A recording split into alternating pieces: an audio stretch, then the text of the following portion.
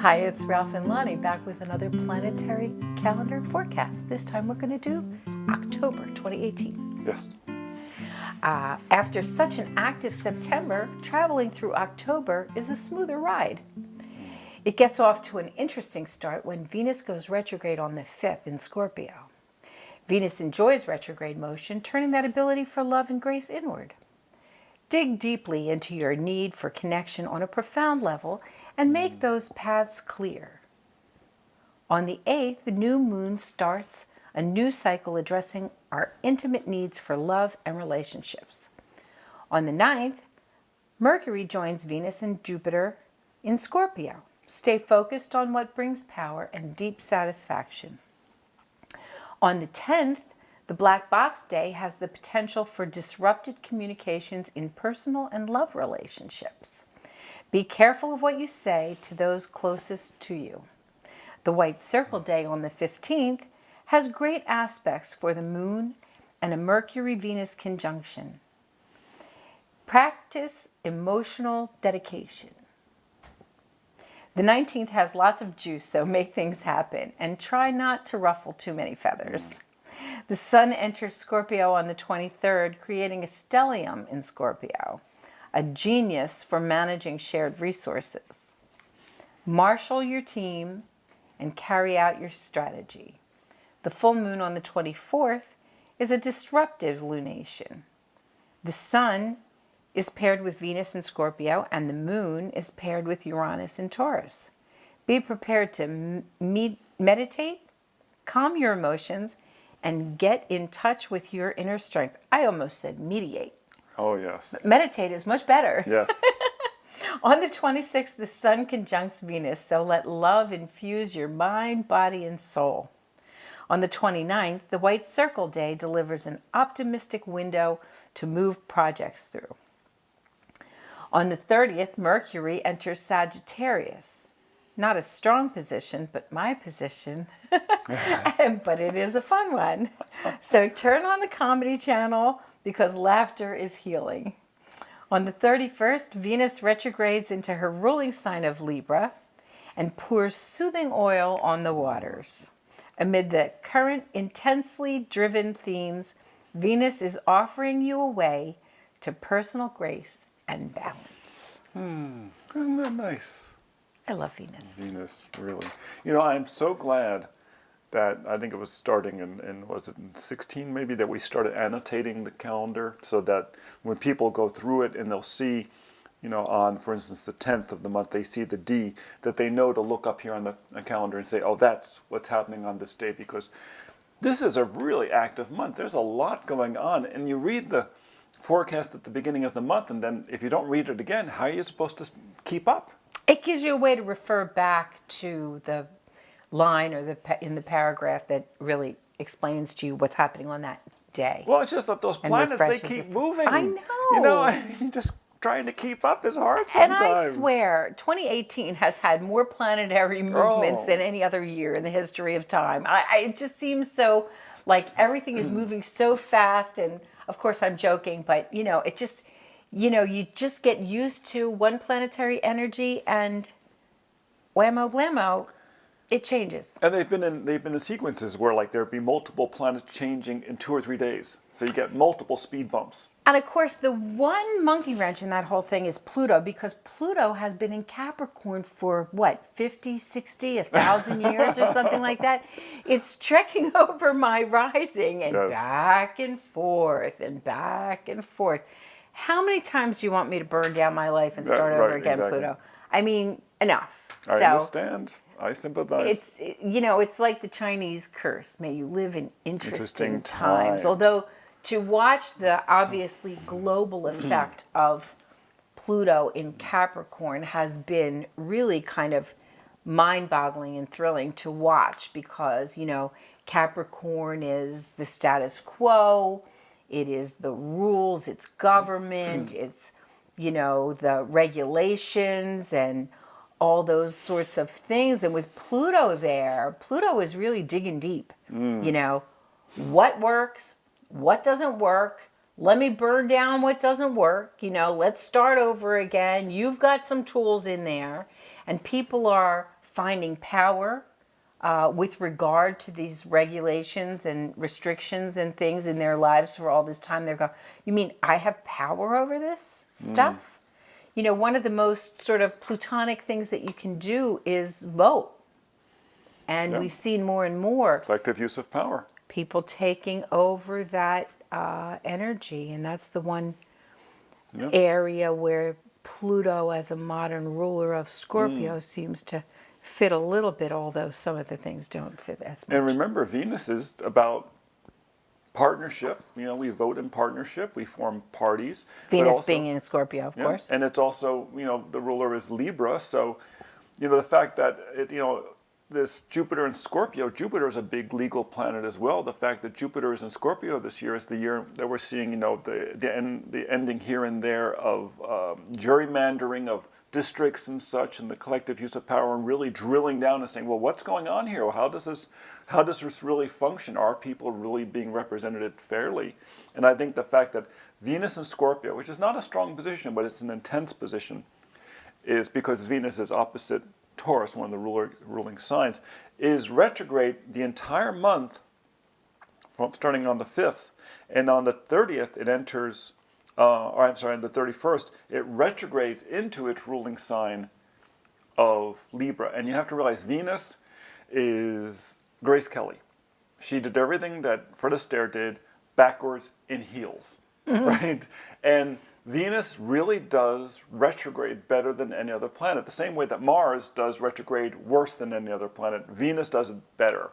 Well, the Venus energy is an internalized energy anyway. So Venus gets a little tired out trying to emote that energy out to other people because she wants to keep things to herself, you know? So when she gets to be retrograde, it's kind of a good respite for her. She can really kind of regenerate her Wonder Woman powers, you know. But the other ones, you know, Mars, Mercury, they're all externalized energies. So to get them to change gears and go within is kind of hard. Really. So, You know, and it's interesting too that Mercury enters Scorpio on the 9th,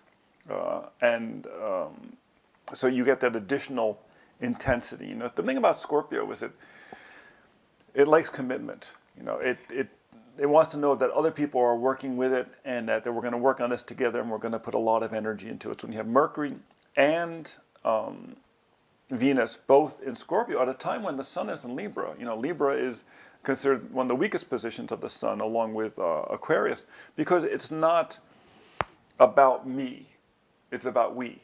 And the Sun is all about me. But here you're in the sign of we. So that's one of the reasons why Libra is not considered a strong sign. But during that period of time, it is about the collective use of power because of this Mercury-Venus connection. And at the same time, you have Mars in Aquarius, which is about the big we. You know, but it's the shepherd. exactly. I just was going to remark about the fact this has been going on for a couple of months now, but it seems that the moon is giving us a little bit of a break, an introspective little break, so to speak, whenever we have a day when a planet is changing signs or changing direction. Because again, on the 5th, when Venus goes retrograde, we have a very long void of course, more than 12-hour or about a 12-hour void of course. And then on the 9th, when we have Mercury changing signs going into Scorpio, we've got a really long void of course there all day. So it's kind of like, I think it's the moon's little gift to kind of tamp down a little bit on the turbulence that you feel when a planet changes sign or changes direction. I think it's interesting too that this month, you know, the Sun enters Scorpio on the 23rd of October. On the 24th is actually United Nations Day, and it's the full moon. Well, you're having the full moon on the day of the United Nations. You know, the United Nations, its charter was actually signed in San Francisco, I believe at the Fairmont Hotel. And so the city has a very strong connection to that, you know, which is interesting because, you know, San Francisco is a very global city in many ways. People come there from all over the world. But I think it's interesting that, first of all, it's in Scorpio, the sign of the collective use of power, you know. And, so many people think of it, what do they think of the United Nations? The peacekeepers, Right. So, and then remember you've got Mercury has been in Scorpio, and then on the 30th, it enters Sagittarius. Right after that, White Circle Day on the 29th, which is, like I said, we say in a very entertaining position. It's the punster. And the following day, on the 31st, Venus enters Libra. So once again, you have, this quick succession of planets changing sign. Right. And changing direction, So realize that on the 29th, 30th, and the 31st, which is a black box day, you're going to have some bumps in the road. Additionally, from the 5th through the 9th, there's going to be, and the 10th, you're going to have some more little bumps in the road. The middle part of the month is fairly smooth, but read the forecast as the month goes on. There's a lot going on this month. It's not one of those, I used the term the other day with someone, slide and glide months. It's an old engineering term. It means things are put together and moving easily. It's not one of those months you can just coast. Libra is all about the ways in which we make partnership with people. And it's about, signing on the dotted line. It's about marriage. And love makes the world go round. So when the sun is moving through Libra, people are thinking about how are we making stable partnerships with other people, and that's never a lightweight subject. I mean, we know an amazing number of people married in Libra, which is funny. I mean, it's in the fall, but it's the month of partnership. Well, and Libra is not as romantic necessarily as people would like it to be. It's legal, it's equal, it's parity, it's equality, it's commitment, it's sign on the line. So it's very important in relationships. It is also, beauty driven and art driven and grace and compromise. I mean, it's all about the scales and the balance. I mean, people say that people with strong Libra in their charts have a hard time committing or making up their mind or are indecisive, but it's because they want to weigh every side of an issue and they want to give the other person the opportunity to weigh in. So it's a real egalitarian kind of an energy. They don't have a hard time doing it. They just devote a huge amount of energy to doing it. Yeah. You can't speed up Venus. They don't jump to conclusions. She needs a long time to get ready to go out. She needs a long time to make up her mind. Well, it's funny because the two ruling signs of Venus are Taurus, an Earth feminine sign, and then Libra, which is an air masculine sign. So they're really very different polarities. Well, Taurus is really music. You feel it. It's a very emotional thing. Ballet is Libra. It's all about balance. It's about exactly. The group. It's about the gracefulness of it. Not that Taurians can't be very graceful, and not that Libran doesn't feel it, but they express it into two different parts of the world. Exactly, and I love that with the ancient rulership, dual rulerships of all the signs, because you get, these planets are not one-dimensional. No. And so you get to have it's easy to say masculine and feminine, but it could be yin, yang, dynamic, receptive. There are a lot of opposite energies, black and white. There's a lot of opposites that can be used to describe the difference in these kinds of energies that are maybe more politically correct these days. People are worried about using words like masculine and feminine, but it does describe a little bit of the,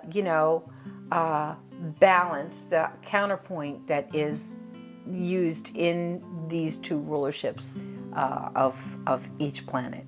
What's interesting this month, and we'll finish up here, is that all the changes happen with the personal planets, the intimate planets. So it's all going to be about these intimate connections, people very close to you, where things are happening. The outer planet, they barely changed sign. I mean, they all changed last month. They changed last month. They don't change direction. Before. So in terms of the big social issues, you're cool. But these close personal situations, keep an eye on that. So join us again next time for Planetary Calendar with Ralph and Lahni.